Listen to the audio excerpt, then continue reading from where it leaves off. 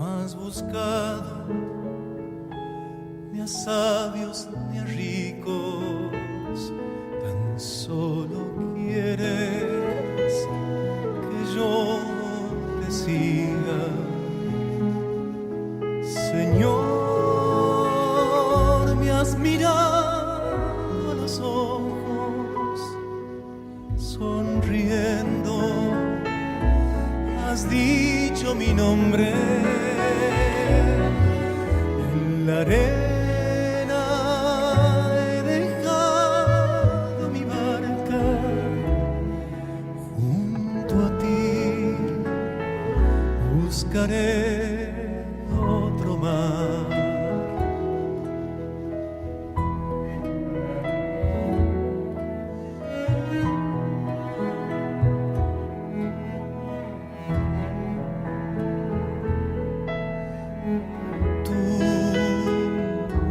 Necesitas mis manos, mis cansancios, que a otros descansen.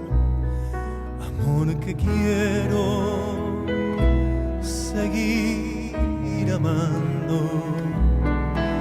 Señor, me has mirado a los ojos, sonriendo, has dicho mi nombre.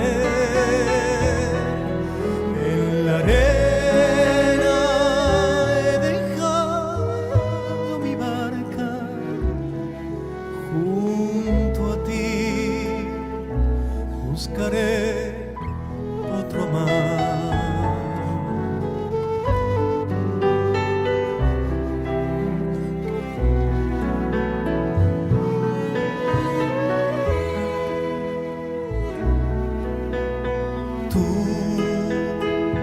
Sabes bien lo que quiero.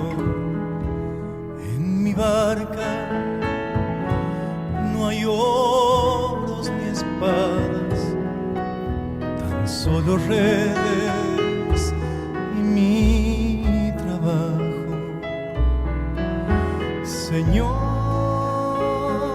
me has mirado a los ojos, sonriendo, has dicho mi nombre. En la arena he dejado mi barca, junto a ti buscaré otro mar.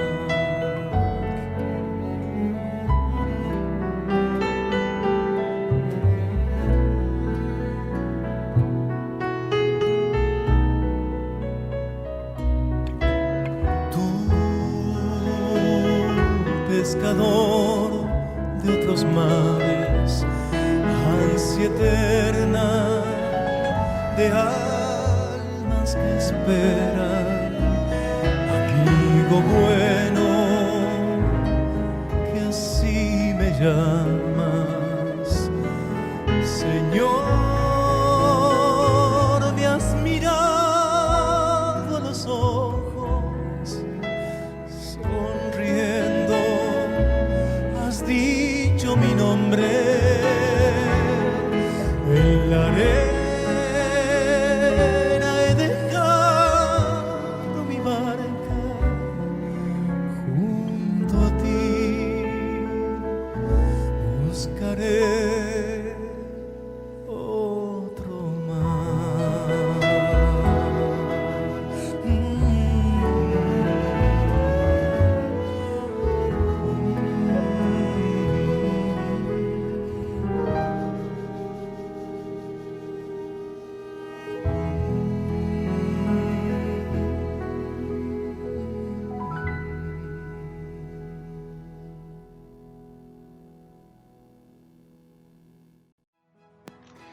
Muy buenos días, queridos hermanos. Es una alegría poder estar nuevamente juntos a través de YouTube. Y como todo domingo nos reunimos de esta manera, de una manera virtual, para poder escuchar la palabra de Dios, poder alabarle, escuchar testimonios escuchar acerca de lo que Dios tiene para cada uno de nosotros. ¿Y qué les parece si comenzamos de la mejor manera, poniendo esta reunión en las manos de Dios, para que Dios nos utilice, nos abra el corazón, nos abra el entendimiento para poder escuchar su voz? Los invito allí donde están en sus casas a que juntos me acompañen en esta oración. Señor, te damos gracias por este tiempo, un tiempo diferente, un tiempo que nos encuentra físicamente separados, pero en un mismo espíritu. Te damos gracias, Señor, porque sabemos de que cuando abrimos tu palabra, tú siempre nos hablas y queremos escucharte, Señor. Estamos con el corazón abierto, Señor, para, Señor, recibir de ti, pero también que recibas de nosotros, recibas nuestra gratitud, nuestra adoración, porque solamente tú eres digno. Señor, bendice esta reunión, que estamos todos juntos alrededor de tu palabra, en el nombre de Cristo Jesús. Amén. Y para comenzar, hermanos, vamos a tener un tiempo de un testimonio, y la verdad que es una alegría, ¿no?, poder escuchar testimonios, en mi caso en particular, conocer más en profundidad y esta cuestión de internet y esta idea de los testimonios es maravillosa, porque podemos conocer a hermanos de una manera diferente. Así que vamos a comenzar, así que le dejo este momento a Daniela para que nos cuente sus testimonios. Adelante, Daniela. Hola, buen día. Bueno, cuántas ganas de verlos personalmente. Creo que vamos a tener muchas cosas para compartir cuando nos volvamos a encontrar. Pero bueno, este ha sido el medio que el Señor ha elegido para este tiempo y gracias a Dios por ello, ¿no? Bueno, en esta mañana les voy a compartir un poquito de mi testimonio, de cómo el Señor llegó a mi vida, cómo llegué a comprender de su amor. Y bueno, desde muy pequeña yo asistí a la iglesia católica, mi familia es muy católica, así que bueno, siempre tuve un interés muy grande por lo espiritual. Me bauticé, tomé la comunión, como todos los que van a la iglesia. Y cuando crecí empecé de alguna manera a involucrarme.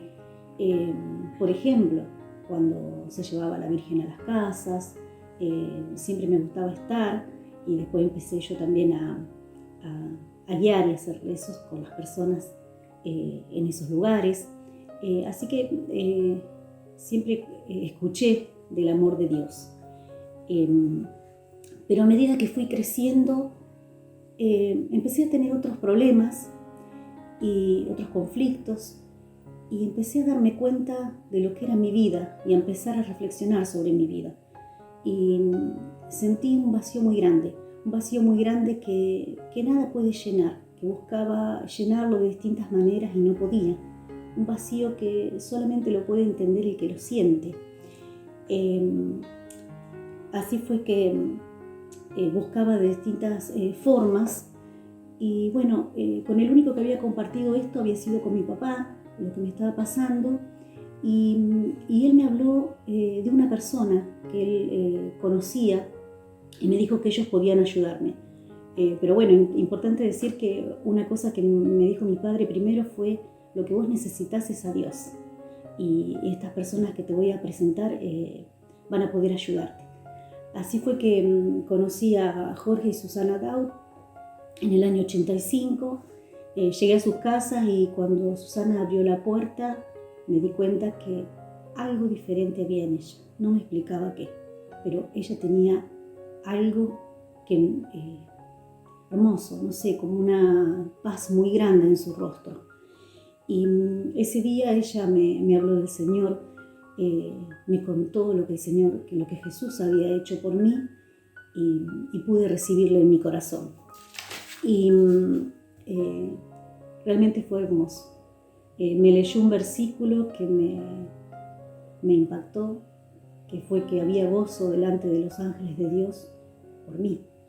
Y eso me llenó el alma de alegría. Fue un día muy especial que nunca voy a olvidar, como ninguno de nosotros va a olvidar ese día, ese encuentro con el Señor. Empecé a crecer en el Señor, a amar su palabra, a comprometerme a leer todos los días su palabra, a orar, a disfrutar de la comunión con Él, a disfrutar de la comunión con los hermanos. En ese momento con esos jóvenes con los que nos reuníamos todos los sábados, o más que los sábados, ¿no? Porque nos veíamos mucho. Y bueno, esos jóvenes que se transformaron en mis amigos, con muchos de ellos hasta hoy. Pero empecé también a involucrarme en la iglesia, a descubrir que el Señor me había dado dones, me había dado talentos, que podía hacer muchas cosas para Él. Y hoy el Señor me permite disfrutar y servirle por medio de la escuela dominical. Y ya hace algunos años que estoy en ese ministerio, disfruto ver las cosas que el Señor puede hacer con una vida desde pequeños, lo que significa empezar a amar la palabra de Dios, y es hermoso poder sentirme una partecita de ello en la vida de los niños. Así que es hermoso. Realmente el Señor nos ha dado una vida abundante. Como dice su palabra, cosas que ojo no vio ni oído yo son las que Dios prepara para los que le aman. Pero solamente quiero compartirles un versículo que ha sido la fuerza y el estímulo en mi vida a lo largo de muchos años, desde muy joven, y es Hebreos 12:3, que dice: considerad aquel que sufrió tal contradicción de pecadores contra sí mismo, para que vuestro ánimo no se canse hasta desmayar. Y este versículo sin duda es un ánimo. En diferentes momentos de la vida me ha acompañado, en esos momentos en que sentís que la fuerza se cae, es el ánimo que el Señor da y nos ayuda a continuar con la mirada en Él. Así que bueno, esto es un poquito de aquellas cosas hermosas que el Señor ha hecho en mi vida. Muchas gracias, Daniela, y qué hermoso es poder conocer lo que Dios hace en la vida de otra persona, porque nos inspira, nos anima a nosotros también, porque Dios no es un Dios lejano a nosotros, es un Dios cercano, porque es un Dios personal. Y tenemos un Dios que escucha nuestras oraciones. Y hay ministerios que están enfocados en la oración. Y hay madres enfocadas en oración. Qué bueno que es que nuestras madres oren por sus hijos. Que las madres oren por sus hijos. Y voy a dejar ahora el tiempo para que Rosana nos hable acerca del ministerio Madres Unidas de Oración. Así que prestemos atención para que nos comparta Rosana este tiempo del ministerio de Madres Unidas de Oración. Adelante, Roxana, muchas gracias. Buen día, hermanos, bendiciones. Qué lindo poder estar en esta mañana compartiendo con ustedes en cuanto a este ministerio tan hermoso que estoy realizando por la gracia de Dios hace ya 7 años, que es Madres Unidas para Orar Internacional. Así que bueno, voy a proceder a contarles un poquito qué es Madres Unidas para Orar. Somos 2 o más madres que nos reunimos una vez a la semana, 1 hora por semana, lo óptimo, para orar por nuestros hijos y por los centros educativos. Oramos por los maestros, por los centros educativos, oramos por los docentes, oramos por el personal administrativo. Y realmente la mayoría de las madres que se involucran en el ministerio lo hacen porque tienen temor a la cultura donde están criando a sus hijos y a la influencia que ellos puedan recibir del ambiente en donde pasan la mayor parte del día, que es la escuela. Así que se reúnen a orar. Son mamás que se reúnen a orar, así se inició este ministerio con una mamá con temor por sus hijos que comenzaban a estudiar en una escuela pública. Oramos con los 4 pasos de la oración. Tenemos nuestra hojita de oración que la podemos descargar en la página web. Y allí tenemos 4 pasos. Alabanza, donde vemos un atributo de Dios o un nombre de Dios, donde vamos aprendiendo y conociendo a Dios, cómo es su carácter. Y oramos el segundo paso, el de confesión, con un tiempo en silencio. Y luego tenemos nuestro tiempo de acción de gracias y de intercesión.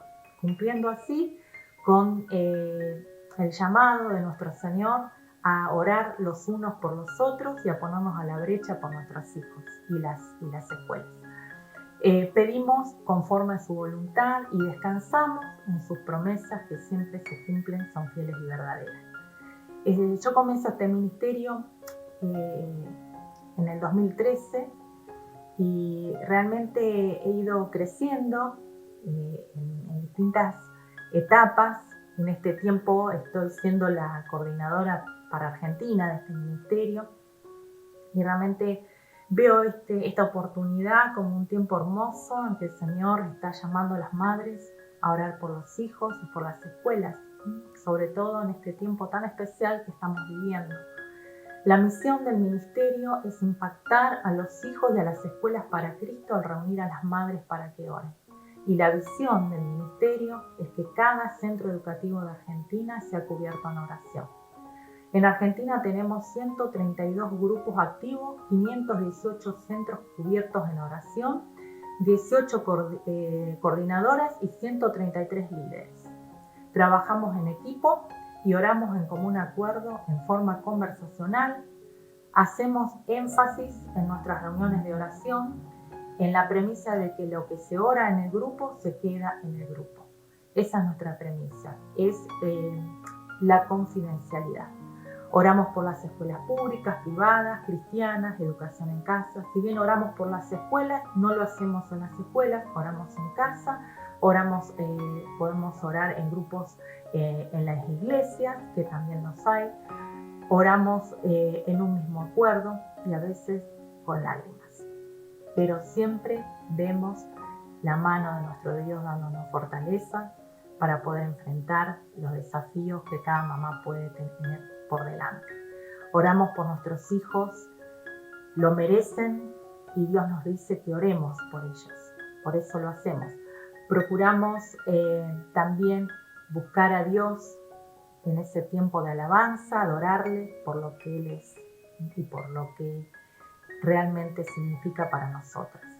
Celebramos los triunfos de nuestros hijos porque un triunfo de cada uno de ellos es una victoria para nosotras y una victoria también para el reino de nuestro Dios. Oramos por el personal administrativo y docentes. ¿Quiénes pueden orar? Bueno, pueden orar madres, abuelas, madres con hijos con necesidades especiales, madres con hijos en prisión. Oramos por los hijos desde el jardín de infantes hasta la universidad. Somos madres que trabajamos, amas de casa, casadas y solteras, madres adoptivas también. Es cualquier mujer que esté dispuesta a orar por los niños y las escuelas. Nuestras diferencias nos hacen más fuertes, porque unidas creemos que no hay vocación más alta como la de seguir a Cristo y pedirle que nos ayude a levantar a seguidores a Cristo. Oramos por la vida de los niños y por los que tienen una gran influencia sobre ellos. Y acá estoy, después de todos estos años, fortalecida, animada, alentada por nuestro Dios, cambiada y confiada. Confiada, porque tengo un grupo de mujeres en quienes confío plenamente. Un grupo de mis hermanas de la iglesia, también fieles cada semana allí, unidas conmigo en oración. Oramos por la batalla que enfrentamos cada semana juntas y realmente es para mí un privilegio poder trabajar juntas con ellas en este ministerio. Creo que Dios quiere cambiar nuestras vidas a través de la oración y que dos madres pueden marcar la gran diferencia. Así que te invito a que puedas conocer este ministerio, a que te puedas acercar y estoy muy agradecida de haber podido compartirles un poquito de lo que es Madres Unidas para Orar para mí y para las madres que oran conmigo. Muchas gracias, Rosana. Una bendición realmente este ministerio y lo que hacen, porque Dios es poderoso y Dios transforma el corazón de nuestros hijos y Él escucha nuestra oración también. Así que muchas gracias por este hermoso testimonio que nos han compartido. Y vamos a escuchar una canción similar a la del domingo pasado. hermanos que se han animado a cantar, y esta vez con una canción hermosa cuyo título dice Inmerecedor, porque eso es lo que somos. Para Dios no tenemos nada nuestro para poder entregarle a Él para tener la salvación. No lo merecemos, no merecemos el cielo, pero es por su gracia que somos sus hijos. Disfrutemos y adoremos juntos al Señor con esta canción.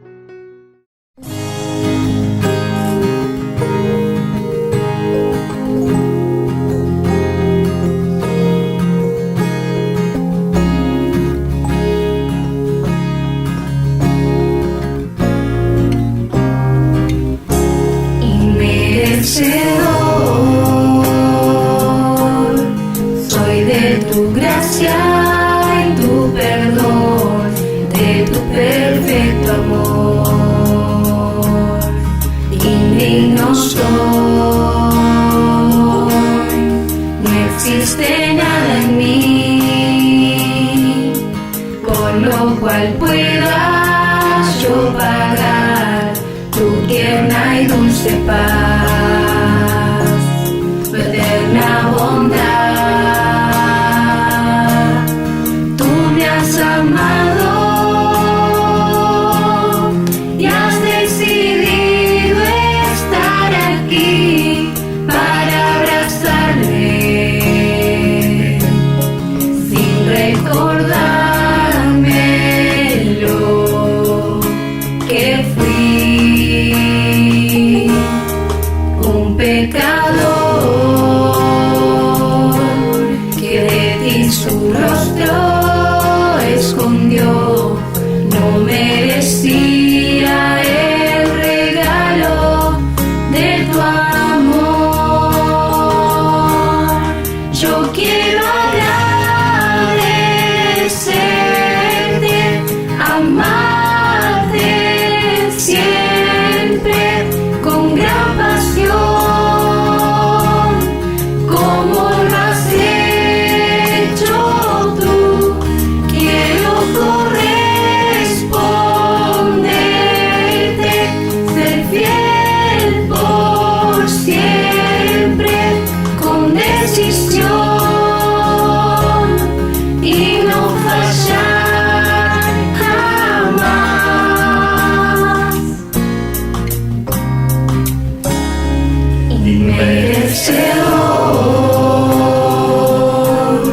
Soy de tu gracia y tu perdón, de tu perfecto amor.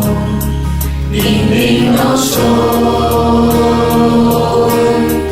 no existe nada en mí por lo cual pueda yo pagar tu tierna y dulce paz, tu eterna bondad. Tú me has amado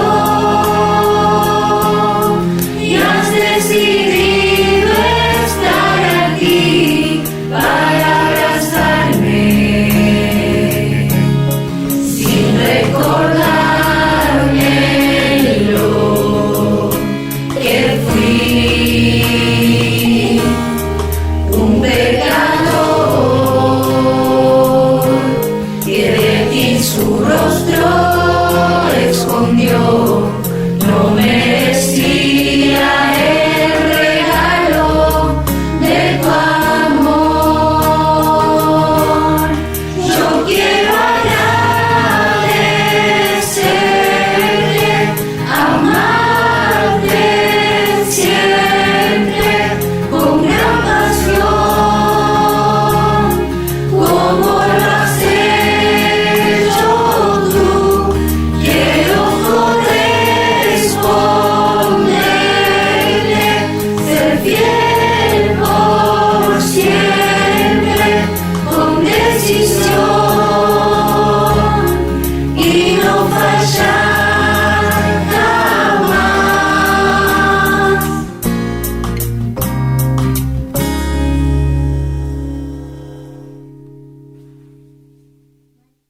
Hermosa canción. Gracias, queridos hermanos, por el servicio. Gracias por preparar nuestro corazón para la palabra de Dios. Y en esta mañana tenemos de invitado a nuestro hermano Diego Rosales, anciano en la iglesia en Villa Tesey, que nos va a compartir la palabra de Dios. ¿Y qué les parece, hermanos, si oramos para que Dios abra nuestro corazón, nuestro entendimiento a través de su palabra? Señor, una vez más nos acercamos a tu presencia y rogamos, oh Dios, que tu palabra nos abra el corazón. Señor, queremos escuchar tu voz, aprender de ti y aplicarlo a nuestra vida. Señor, bendice a nuestro hermano. Señor, gracias por su preparación, gracias por este tiempo que vamos a compartir juntos en tu presencia. En el nombre de Cristo Jesús. Amén. Muy buenos días, queridos hermanos. Me gustaría poder estar allí con ustedes, disfrutando de la comunión con los hermanos y también poder disfrutar de allí, de tan hermoso lugar. Pero bueno, como sabemos, las circunstancias no lo permiten, pero sí podemos tener esta bendición de poder compartir el mensaje de la palabra de Dios con todos ustedes. Muy bien, me dijeron que era una reunión de enseñanza y me pasaron un tema. El tema es la genealogía de Melquisedec. Bueno, si tienen alguna duda con respecto al tema, pregúntenle a Gustavo. Bueno, no, la verdad que cuando le pregunté si había algún tema, bueno, me había dicho un poco en chiste poder hablar de la genealogía de Melquisedec, que realmente no tiene.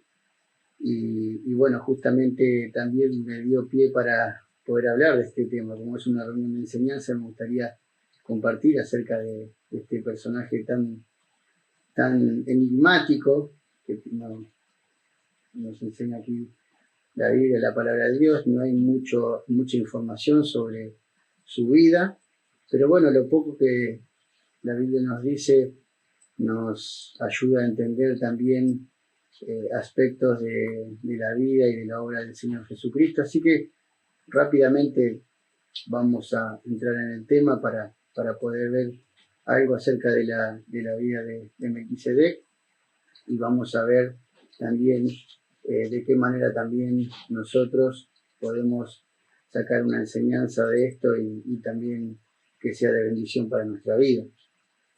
Yo quiero que, si tienen Biblia, me acompañen a Hebreos capítulo 7, ¿sí? Vamos a estar viendo ahí, y bueno, si el Señor permite también, y anda la tecnología, vamos a estar viendo ahí una presentación, y entonces vamos a ver ahí en el capítulo 7, ¿sí? En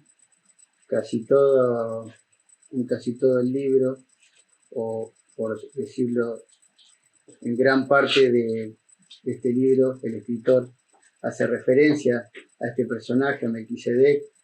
Así que vamos a leer mayormente ahí en el capítulo 7. Pero para meternos en el tema, me gustaría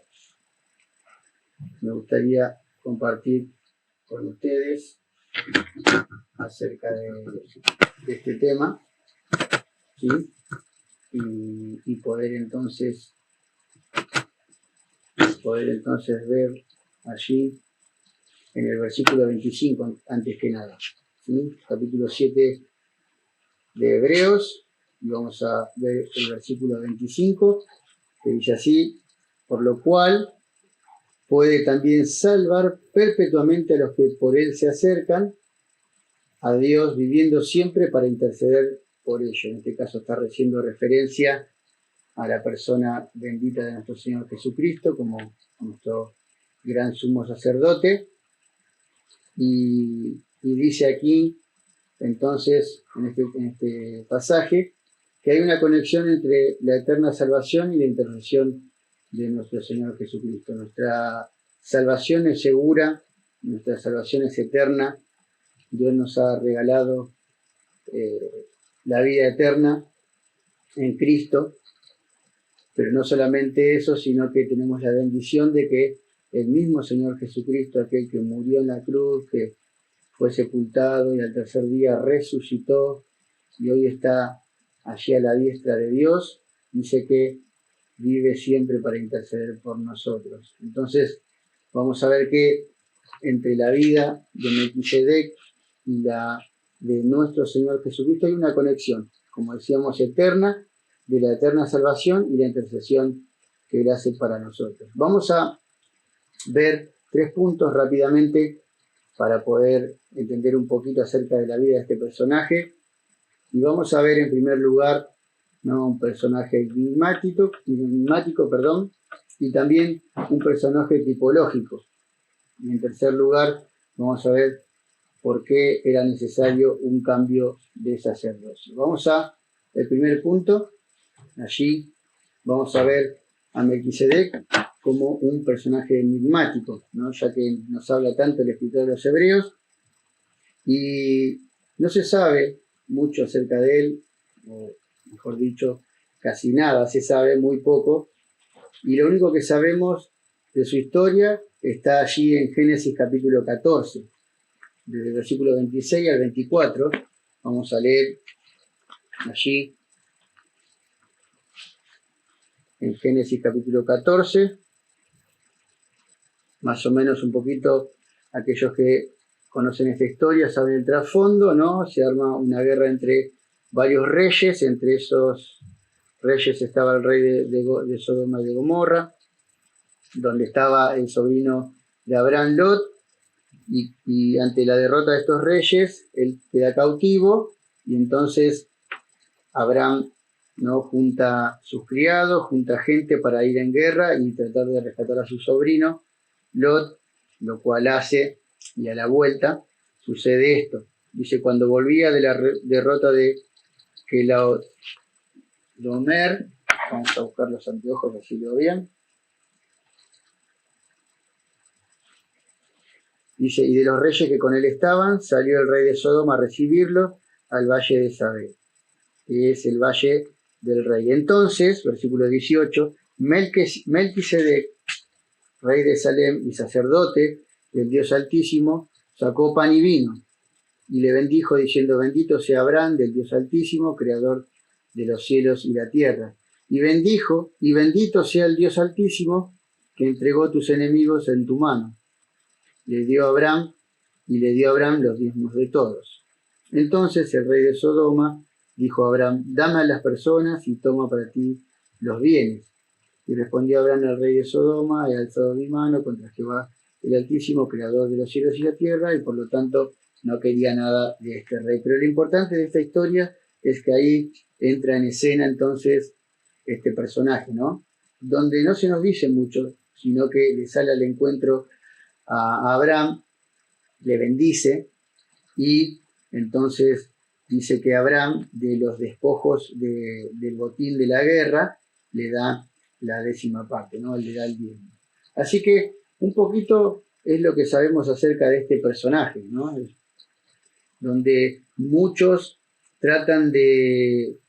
teólogos y enseñadores también, ¿no?, tratan de interpretar que este personaje no era un hombre común, sino que algunos dicen que por ahí era como un ángel, muchos van más allá y dicen que era el Cristo preencarnado, y por eso no se sabe mucho acerca de él.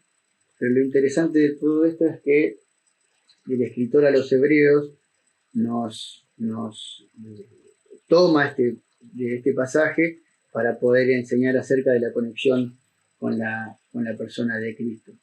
Ahora, vamos a ir viendo, ¿no?, a medida que vamos desarrollando este estudio, acerca de que en realidad no era ninguna de esas cosas, sino que era un hombre común, ¿no?, un rey que ejercía estas dos funciones, ¿no? Era que era rey y sacerdote del Dios Altísimo, dice, y vamos a ver por qué. Bien, en cuanto a este personaje, lo que tenemos que ver primero es en cuanto al nombre. Dice ahí en Hebreos capítulo 7, ahora sí vamos a volver al libro de Hebreos, en el capítulo 7, y dice allí en el versículo 2, dice que quien asimismo dio a Abraham los diezmos de todo, cuyo nombre, dice, significa primeramente Rey de Justicia y también Rey de Salem, esto es, Rey de Paz.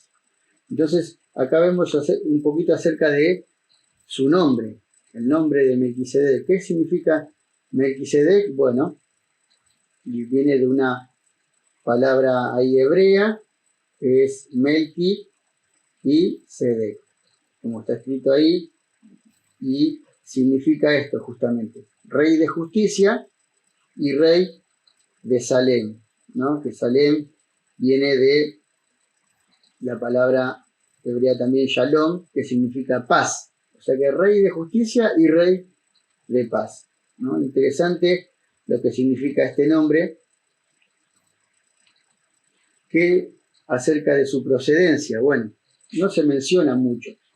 No se menciona de qué familia viene, no se menciona quién era su padre, quién era su madre, quién era su descendencia, no se nos dice nada, ¿no? Y entonces vamos a ver que el autor nos sugiere que este hombre no tenía familia ni que era eterno, como muchos por ahí piensan, y bueno, cuando el escritor de los Hebreos menciona esto acá, no está sugiriendo esto, no está sugiriendo que no tenía familia, porque más adelante ahora vamos a entrar en el tema y vamos a ver que habla de que no tenía genealogía, no se sabe quién era su ascendencia ni su descendencia.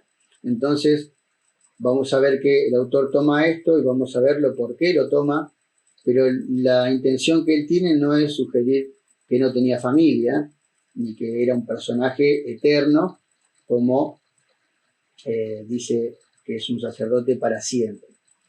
Vamos a ver por qué lo dice. Bueno, el punto, el cual no se hace ninguna referencia a su procedencia, bueno, es por inspiración divina también, ¿no? Tomar un recurso literario.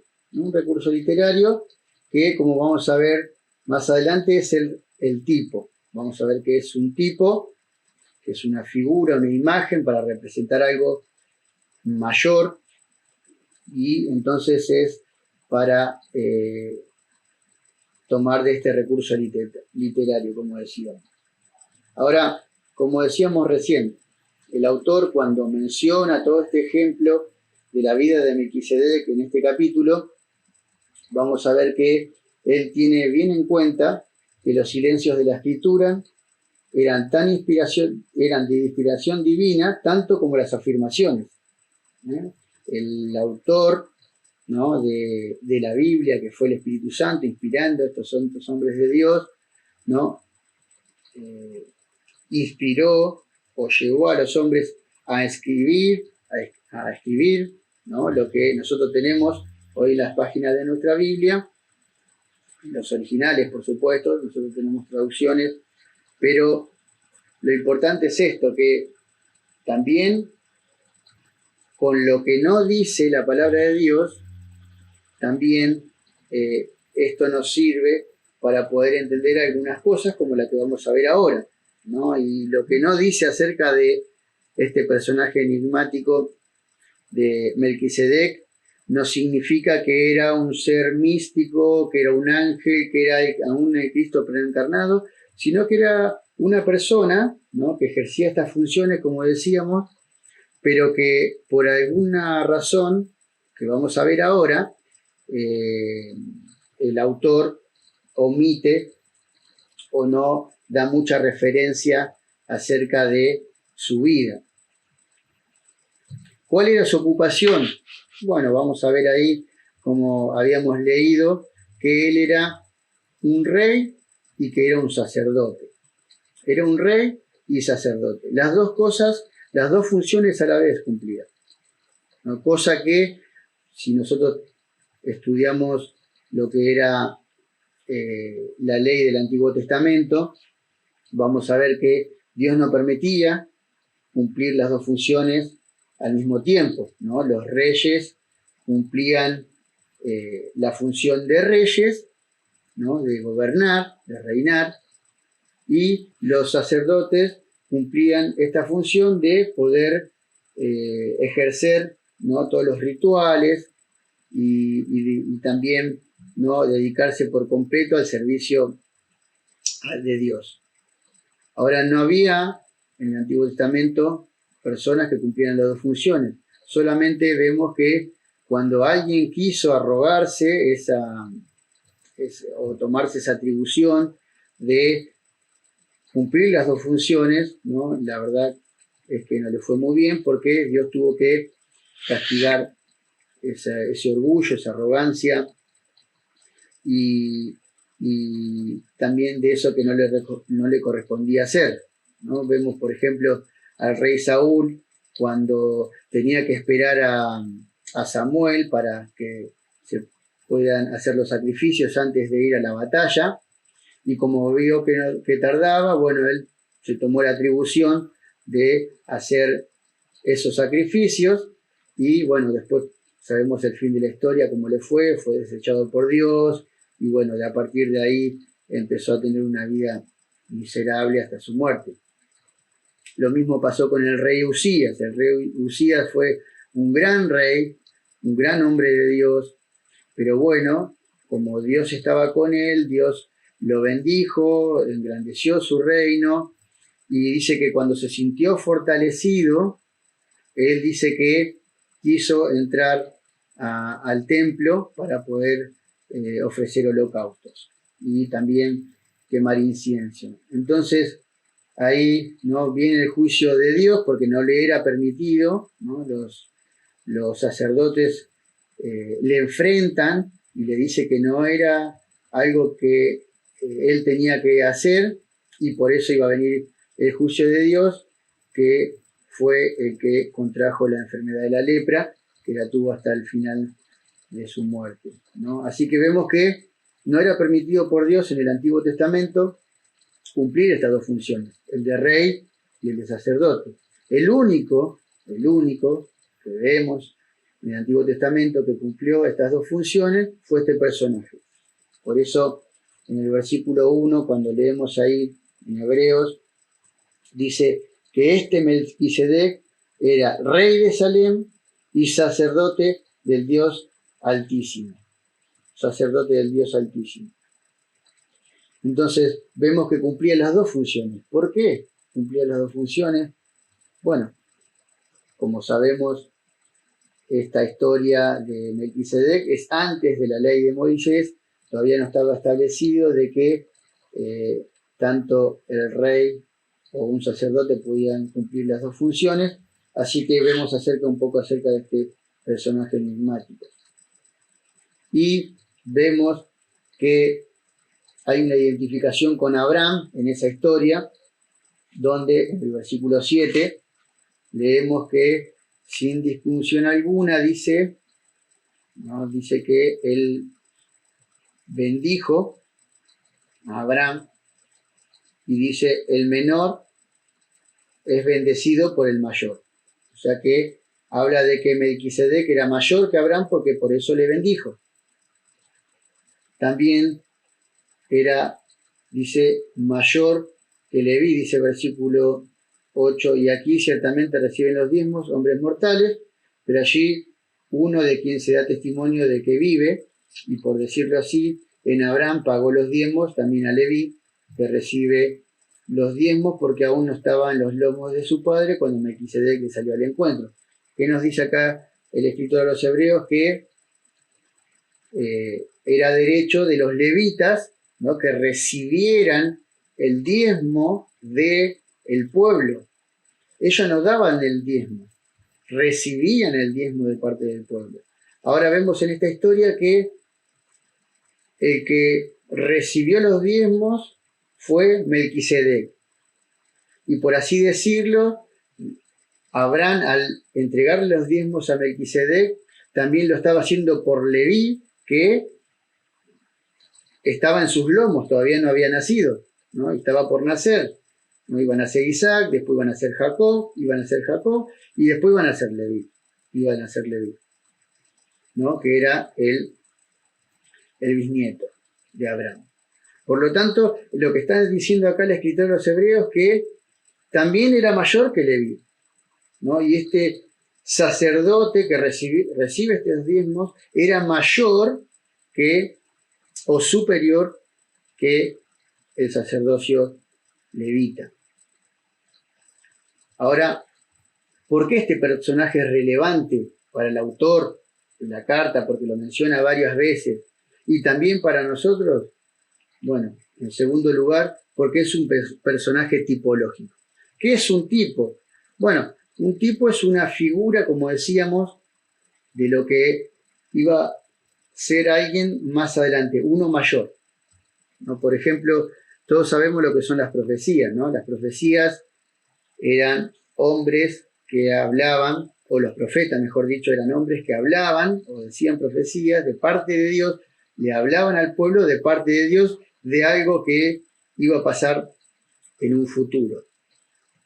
Bueno, este personaje es como una profecía dramatizada de lo que iba a ser después alguien mayor, que era la persona de nuestro Señor Jesucristo. Por eso, tanto su persona como su obra tipificaban a Jesús, es decir, representaban proféticamente la persona y la obra de Jesucristo. Por ejemplo, en el versículo 3, en el capítulo 7, dice que no tenía padre, no tenía madre, sin genealogía, que Melquisedec también no tenía principio ni fin, y ni de vida, y no es que lo que está diciendo de acá que esto no haya pasado, sino que lo que está diciendo es que no está registrado en el Antiguo Testamento. Pero dice que fue hecho semejante, por todo esto que no se menciona, fue hecho semejante, dice, al Hijo de Dios que permanece sacerdote para siempre. Por eso, ¿por qué es importante para el autor este personaje? ¿Por qué es importante para nosotros? Bueno, porque es un personaje tipológico, apuntaba a alguien mayor. Por todo eso que no se dice de él, ¿no? Era semejante, no dice que era el Hijo de Dios, como piensan muchos, ¿no? Que ahí apareció Cristo preencarnado, no lo está diciendo el autor, está diciendo que por todo eso que se omite, que no se dice de él, y yo creo que no se dice con esta intención, ¿no? De enseñar que Cristo, ¿no? Era ahora un sacerdote según el orden de Melquisedec, como vamos a ver, ¿no? Y que es alguien ahora que es un sacerdote para siempre, ¿no? Como sucedía en el Antiguo Testamento. Entonces, es un personaje tipológico. Como decíamos, era una profecía dramatizada de lo que iba a ser y hacer nuestro Señor Jesucristo. ¿En qué se asemeja? ¿Por qué dice que hecho semejante al Hijo de Dios? Bueno, en primer lugar por el nombre, decíamos el nombre, ¿no? Que era Rey de Justicia y Rey de Salem. Y justamente es uno de los nombres que se le da también a nuestro Señor Jesucristo en el Antiguo Testamento. Por ejemplo, en Jeremías capítulo 23, Jeremías capítulo 23 y versículo 6, dice así acerca del Señor Jesucristo. Dice, versículo 6, en sus días será salvo Judá e Israel habitará confiado. Y este será su nombre por el cual le llamarán Jehová, justicia nuestra. Está hablando, ¿no?, de la persona bendita de nuestro Señor Jesucristo. ¿Cómo le llamarán a ese renuevo que está hablando ahí, ese Mesías? Porque la promesa es esa, acá en esta profecía. Dice Jehová, justicia nuestra. Rey de justicia, ¿no? ¿En qué se asemeja? Bueno, en el nombre que tenía Melquisedec, Rey de justicia, como también el de nuestro Señor Jesucristo, pero también Rey de paz, ¿no? Y allí vemos en la profecía de Isaías, capítulo 9, versículo 6, donde iba a venir Cristo, ¿no? Un hijo nos es nacido, un hijo nos es dado, y el principado sobre su hombre, y llamará su nombre admirable, consejero, príncipe de paz, ¿no? Entonces vemos ¿En qué se asemeja? Bueno, en el nombre, también en la procedencia, en este caso, en el versículo 14, volvemos a Hebreos, en el versículo 14, se nos dice que manifiesto es que el Señor vino de la tribu de Judá, de la cual nada habló Moisés tocante al sacerdocio. Por lo tanto, dice también versículo 16, y no constituido conforme a la ley del mandamiento acerca de la descendencia, sino según el poder de una vida indestructible. ¿Qué está diciendo acá el escritor? Bueno, está diciendo de que así como Melquisedec no se sabía quién era el padre, no se sabía quién era la madre, y por lo tanto tampoco había nacido o todavía no había venido la ley donde decía que los levitas, más precisamente los hijos de Aarón y su descendencia, iban a ser sacerdotes.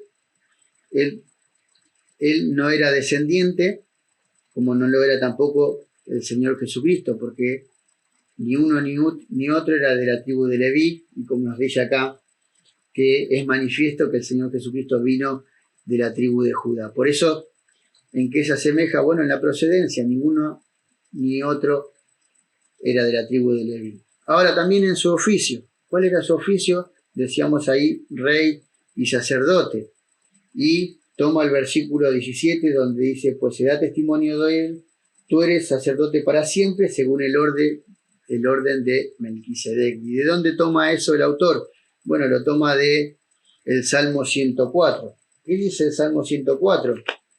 Donde ya estaba profetizado, donde ya se estaba anticipando de que el Señor Jesucristo iba a ser un sumo sacerdote según un orden distinto, no al de Leví o al de Aarón, y por lo tanto era una promesa de Dios, porque dice, versículo 4, juró Jehová y no se arrepentirá, tú eres sacerdote para siempre según el orden de Melquisedec. Por eso, ¿en qué se asemeja también? En su oficio.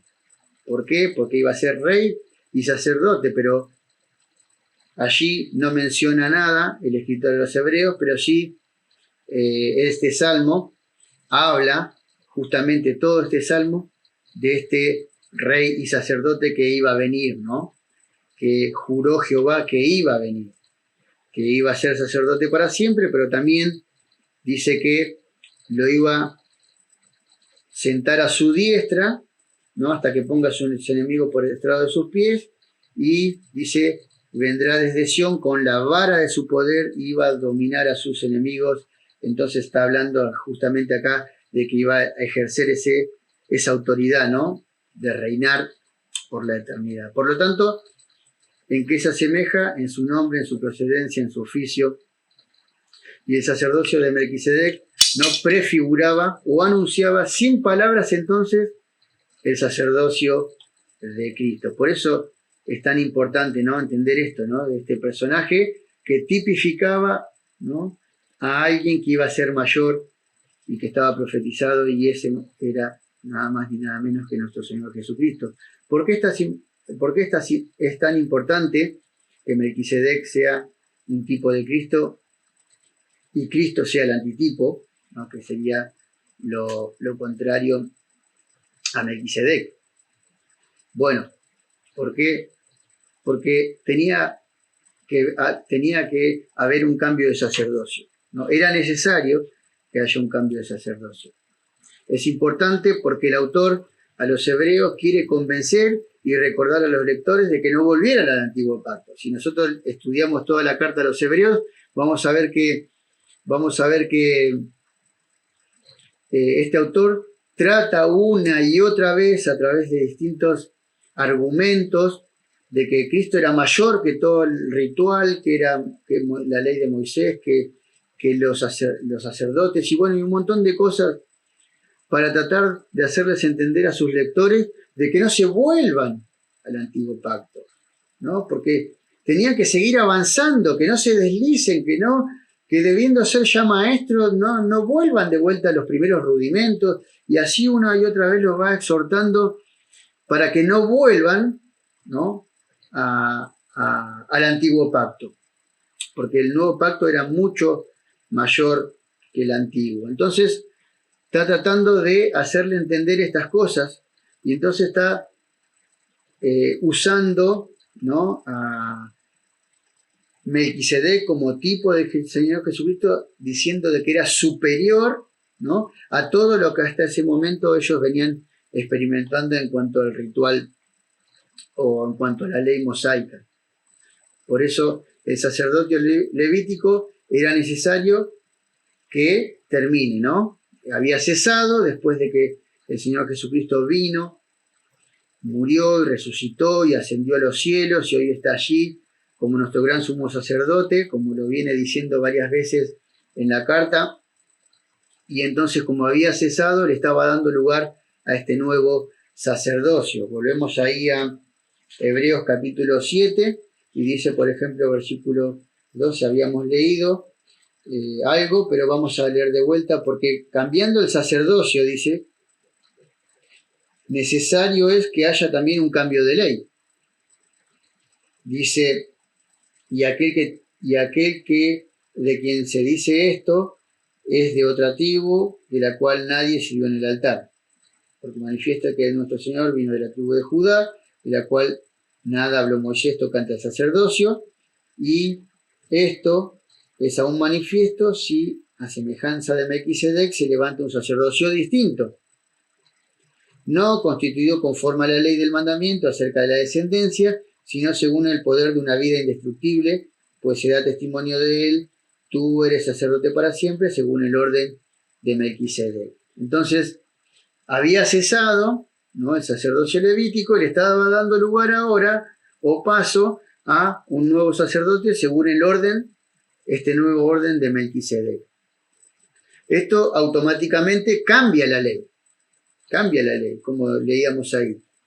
No se nos da ninguna base de requisitos físicos, sino que el poder ahora es de una vida indestructible. No hay ningún juramento o ninguna promesa de que el sacerdocio levítico iba a ser para siempre, iba a ser perpetuo. Si Dios permitió o dijo que por ese tiempo, hasta que el Señor Jesucristo venga, no haya sacerdotes del linaje de Leví y también, ¿no?, más precisamente de los hijos de Aarón, descendientes de Aarón, que cumplan esta función, pero no se lo juramentó que iba a ser para siempre. Pero en cuanto al Señor Jesucristo, como leíamos ahí en el Salmo, sí, Jehová le había jurado, tú eres sacerdote para siempre, según este nuevo orden, que era el nuevo orden de Melquisedec.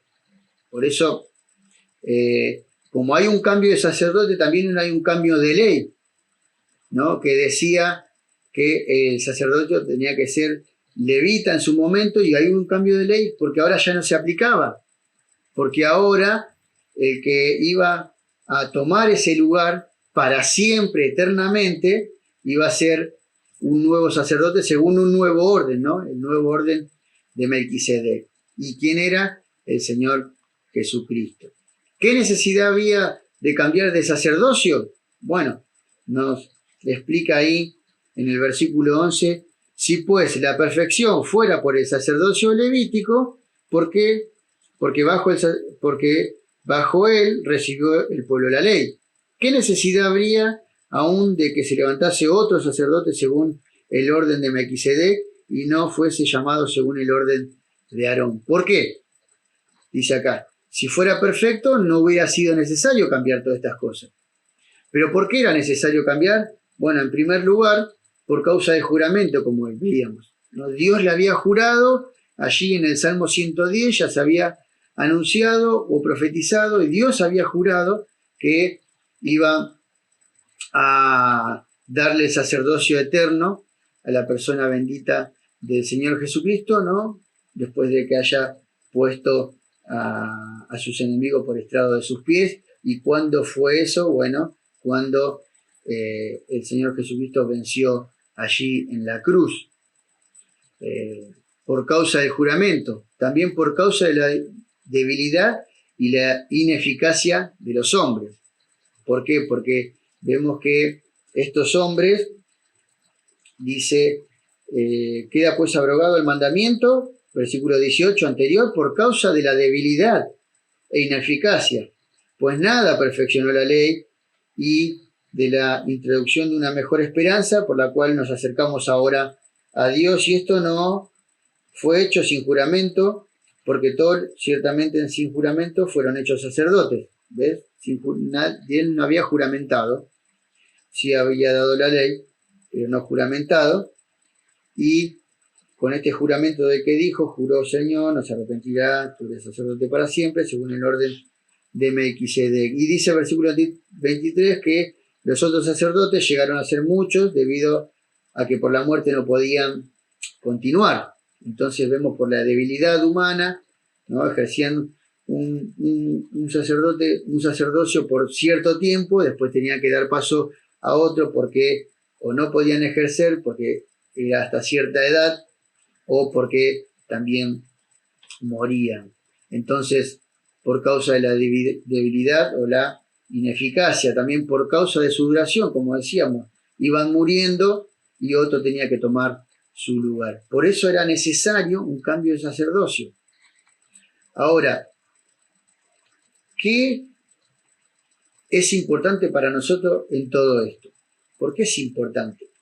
Bueno, como leíamos en un principio en el versículo 25, ¿no? Y desde el 24 dice, mas hablando de el Señor Jesucristo, por cuanto permanece para siempre, tiene un sacerdocio inmutable. Dice, y por lo cual puede también salvar perpetuamente a los que por él se acercan a Dios, viviendo siempre para interceder por ellos, ¿no? Entonces, ¿por qué es importante para nosotros?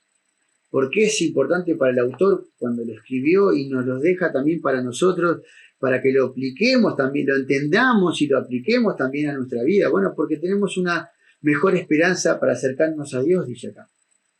Tenemos una mejor esperanza para poder acercarnos a Dios. En el versículo 19 dice eso, ¿no? Dice, nada perfeccionó la ley, y dice, ahora hay una introducción de una mejor esperanza para que nosotros nos podamos acercar a Dios. Una mejor esperanza que la que tenemos nosotros, hermanos. Una mejor y una mayor esperanza. Pero no solamente una mayor esperanza es la que tenemos, sino también un mejor pacto. Un mejor pacto, dice ahí el versículo 22. Por tanto, Jesús es hecho mediador de un mejor pacto. ¿Y en qué fue hecho ese pacto? En su sangre bendita, ¿no? En esa sangre derramada allí en la cruz. Él hizo ese nuevo pacto para que haya perdón de pecados, para que todos aquellos que confesamos nuestros pecados y vamos a Cristo por la fe y le recibimos como nuestro Salvador, ahora tenemos una nueva vida. Tenemos vida eterna. Y en el antiguo pacto nadie podía alcanzar esa vida porque para nada servía la ley, sino para acercarnos a Cristo, ¿no? Nos llevaba a Cristo. Aquellos que cumplían con los rituales del Antiguo Testamento y de esa manera también confesaban sus pecados, ¿no? Ponían su fe en ese sacrificio en aquel que un día iba a venir a quitar el pecado del mundo, una vez y para siempre, como lo dice aquí el escritor. Por eso en ese pacto ese pacto es eterno, porque todos aquellos que por la fe van a Cristo ahora tienen nueva vida. Pero también tenemos un sacerdote inmutable, dice acá el versículo 25, que puede salvar perpetuamente y vive para siempre para interceder por nosotros. Qué hermoso que es eso.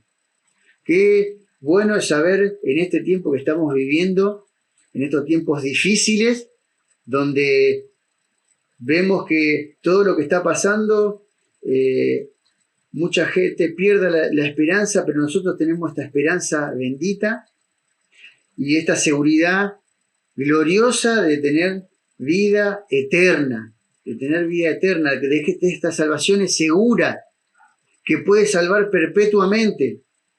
Pero no solamente eso, sino que mientras estemos en este mundo, hasta que el Señor nos venga a buscar, sabemos que no estamos solos, que pueden venir momentos difíciles como lo que estamos viviendo, pero sabemos que Él está con nosotros, que Él intercede en todo momento por nosotros. Si nos sentimos lejos de Dios, bueno, quédate tranquilo que los que nos corrimos del lugar somos nosotros, no fue Él, porque Él vive siempre para interceder por nosotros.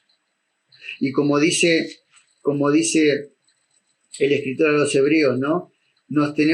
En los momentos difíciles tenemos que acercarnos confiadamente. Tenemos un sumo sacerdote que traspasó los cielos, ¿no? Y también que nos podemos acercar confiadamente al trono de la gracia para alcanzar misericordia y hallar gracia para el oportuno socorro. Por eso, mis hermanos, no perdamos esta oportunidad que tenemos de estar con nuestro gran sumo sacerdote en comunión, yendo siempre al trono de la gracia. Él está esperando que en todo momento estemos en comunión con Él, que considerémonos unos a otros, que no dejemos de congregarnos y que mantengamos firmes sin fluctuar nuestra esperanza, como dice también en el capítulo 10. Y que Él nos abrió un camino nuevo y vivo para que nos acerquemos. Por eso aprovechemos, hermanos, aprovechemos todo esto que nos enseña el escritor a los Hebreos, que tenemos un sumo sacerdote que es inmutable y que nos da una salvación perpetua. Así que ojalá que podamos estar siempre en plena comunión con Él. Y si hay alguien que está escuchando o que ve este video y no tiene esta esperanza, bueno, como dice ahí, dice que este sumo sacerdote, Cristo Jesús, puede salvar perpetuamente. Si vos te arrepentís de tus pecados, reconoces que Cristo murió por vos en la cruz cargando con tus pecados, y le recibís por la fe, Él te puede dar eterna salvación. Por eso, no tardes más, ¿no? Hoy pedirle a Dios perdón por tus pecados, decirle que crees en Cristo como Salvador de tu vida, y vas a ver cómo vas a poder disfrutar de esta eterna salvación, pero también de esta eterna libertad de poder entrar siempre en la presencia de Él, sabiendo que Él puede también, por medio del Señor Jesucristo, nuestro sumo sacerdote, según un nuevo orden de Melquisedec, no intercede siempre por nosotros. Por eso ya me voy despidiendo, y gracias por esta oportunidad de poder escuchar este mensaje. Y bueno, Dios quiera que pronto pueda estar con ustedes allí, podamos estar saludándonos, abrazándonos, compartiendo esta comunión fraternal entre los hijos de Dios, y también poder disfrutar de tanto lo que me gusta estar allí en la ciudad de Munta. Así que bendiciones, que Dios lo bendiga, y será hasta otra oportunidad. Bueno, queridos hermanos, damos gracias a Dios por la palabra que hemos escuchado, y a nuestro hermano Diego Rosales, anciano en la iglesia de Villa T6, que se ha preparado, y realmente en Cristo tenemos una mejor esperanza, tenemos un mejor pacto, un mejor sumo sacerdote. Y quiero compartirles a ustedes un texto para terminar. Está en Filipenses capítulo 1, verso 9 y 10. Y dice el apóstol Pablo: esto pido en oración, que vuestro amor abunde aún más y más en ciencia y en todo conocimiento. Es decir, los animo a que estudien la palabra de Dios, que sepan más. ¿Para qué? Para que aprobéis lo mejor. ¿Y qué es lo mejor? Lo mejor siempre es Cristo, porque el estudiar la palabra, el conocer de las Escrituras, es conocer más y más a Cristo, a fin de que seáis sinceros e irreprensibles para el día de Cristo, llenos de fruto de justicia, que son por medio de Jesucristo. ¿Para qué? Para gloria y alabanza de Dios. Muchas gracias a Dios por la palabra que hemos escuchado. Quiera Dios que el Espíritu Santo continúe obrando a nosotros a través de su palabra. Y antes de terminar, queridos hermanos, quiero compartir con ustedes los anuncios, algunos anuncios que tenemos, reuniones, por supuesto, en forma virtual, comenzando por el día miércoles. El día miércoles, reunión a través de la aplicación Zoom para todos aquellos que están en el Instituto Müller. Recuerden que los días anteriores se les estará enviando tarea para el día miércoles encontrarse un tiempo para compartir. El día jueves, como todos los jueves, nos estamos encontrando para la reunión de oración. Hermoso tiempo que estamos pasando, compartiendo la palabra y motivos de oración. Súmense, queridos hermanos, súmense para compartir también las cargas que cada uno tiene, llevarlas en la presencia de Dios y poder interceder unos por los otros. El día sábado, ahí comienzan las actividades de los más pequeños. Oanza a las 4 de la tarde vía WhatsApp. A las 19 horas, como en el día de ayer, el RE, y también a las 20 horas el grupo de jóvenes a través de tanto el RE como grupo de jóvenes, entiendo que es a través de Zoom. ¿Está bien? Se pueden conectar allí. Y el domingo que viene a las 10:30, como en esta oportunidad, nuestra reunión central.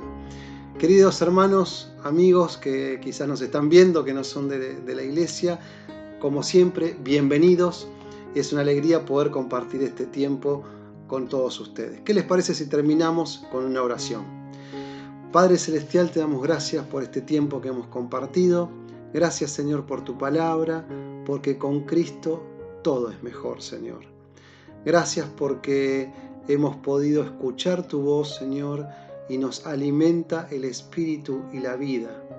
Señor, gracias por la vida de nuestro hermano. Bendecimos su familia, su iglesia, la iglesia en la cual se congrega. Señor, y bendecimos a cada uno de los hermanos, que tú los ayudes, Señor, en sus necesidades y puedan todos tener una semana llenos de ti, Señor, y tomados de tu mano. Gracias, Señor, por este tiempo hermoso que hemos compartido desde las alabanzas, los testimonios, hasta tu palabra. En el nombre de Jesús. Amén. Muy bien, queridos hermanos, los esperamos en las próximas actividades a través de YouTube, y que Dios les bendiga y tengan una hermosa semana tomados de la mano de Dios. Dios les bendiga.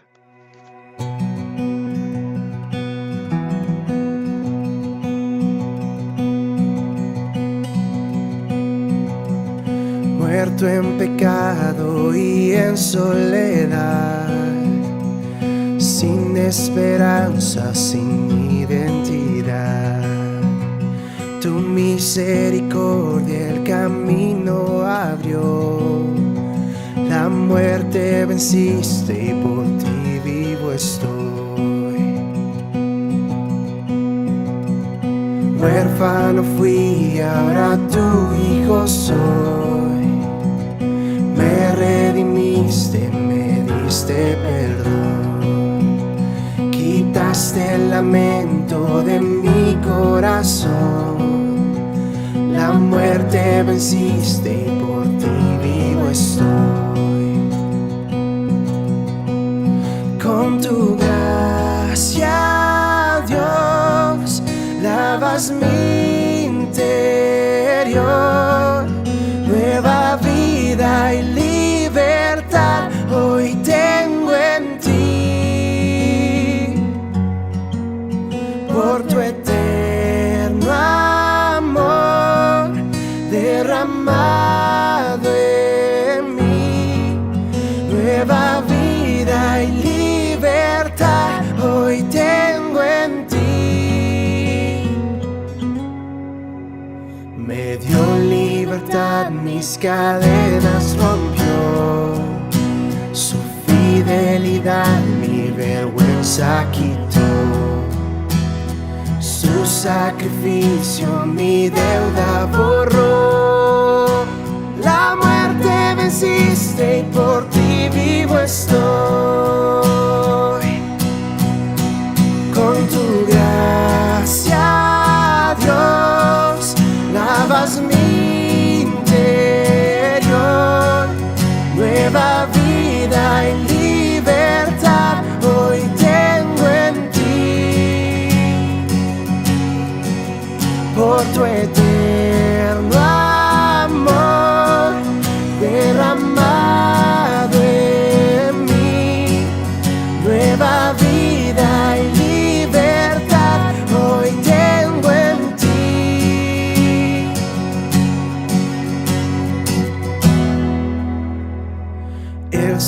Salvador fue colgado en la cruz. Sombra y tinieblas cubrieron su luz, pero Él se levantó, Cristo resucitó. La muerte venciste y por ti vivo estoy. Con tu gracia, Dios, lavas mi interior. Nueva vida y libertad hoy tengo en ti.